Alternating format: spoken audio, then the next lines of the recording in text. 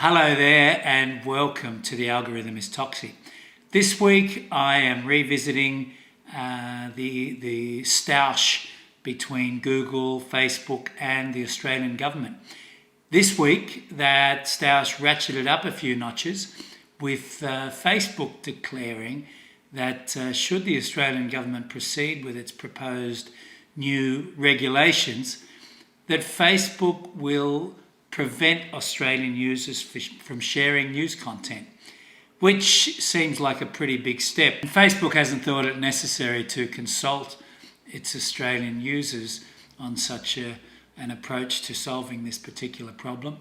This week, though, I want to talk about the fact that it looks like the Australian regulator has misfired here, and it looks like that their attempts to regulate are misguided. The name of the Australian regulator, the Competition and Consumer Commission, would indicate that the regulator should be focused on competition and consumer issues.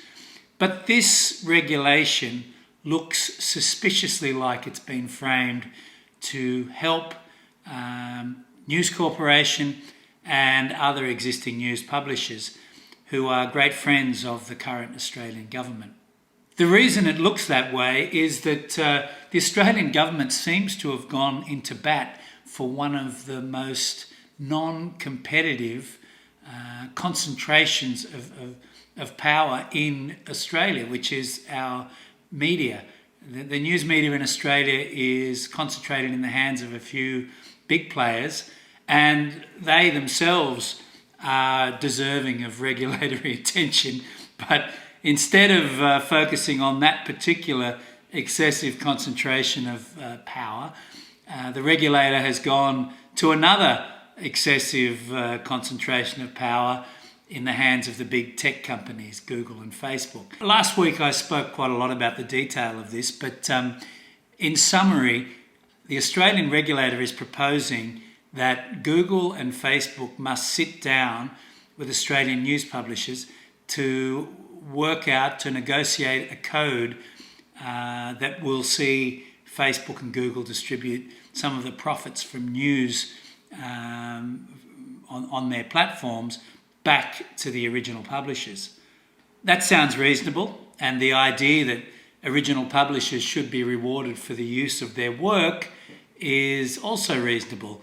But Facebook and Google also have a reasonable point to make, and that is that they direct very substantial amounts of traffic to the news publishers. And that traffic benefits those publishers commercially as well. One of the most curious features of this code is that it doesn't include the ABC and SBS, the two public broadcasters, much loved by Australians, much loathed by cultural warrior politicians. And the fact that the government has excluded the ABC and SBS, organisations that they're continually trying to rip funding from, is very suspicious and totally illogical. If the news content of the commercial publishers has value to Facebook and Google, the higher quality news content of the ABC and SBS will have even higher value to Google and Facebook and is deserving of even more compensation. But in what is a rather bizarre leap of logic, the Australian regulator has said that because the ABC and SBS are public broadcasters that don't run advertising, SBS does actually, but that they're not entitled to a share of any such negotiation, which is just absurd. The other reason why this regulation looks like a great missed opportunity is because it seems to misunderstand the whole business of big tech. By proposing to focus on how big tech runs news stories on their platforms, the Australian regulator misses the point. The reason Australia's publishers have seen such a precipitous decline in advertising in favour of Google and Facebook in recent years is because Google and Facebook are wholly different commercial enterprises to a publisher. And the basis of their ascendancy is their surveillance. Google and Facebook track all your web browsing, all your web searches, all your shopping activity, all your physical activity, the places you go, the people you know, and the political preferences you express online.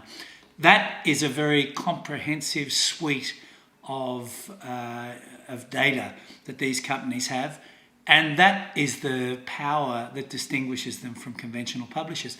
Conventional publishers can never ever have access to that kind of data, and that is why they are unable to offer an advertising product to compete with Google and Facebook.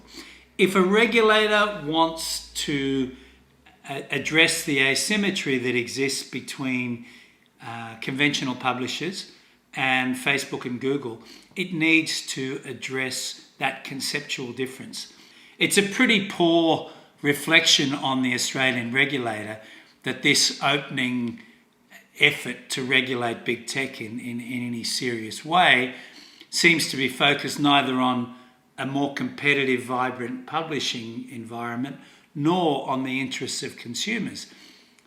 If a regulator wants to address the asymmetry that exists between Facebook and Google, their market power effectively, a regulator should look at the basis of their power.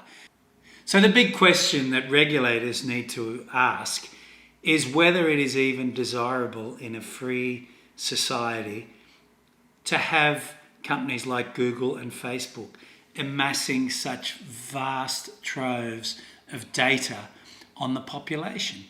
This is unprecedented in human history, and it's happened without any really serious discussion of its desirability. Now, we've got a small sense from the Cambridge Analytica scandal that this has implications for our democracy. But I would argue it has implications for competition, and it has implications for consumers. So even things like just normal business transactions, it has implications. But it also clearly has implications for our freedom, our democracy, our societies. So it's a great shame that the Australian regulator seems to have misunderstood the core problem here, and it seems to have gone into bat for big established news publishers, and it seems to be squandering a really important opportunity. Thank you very much for joining me, and we'll talk again very soon.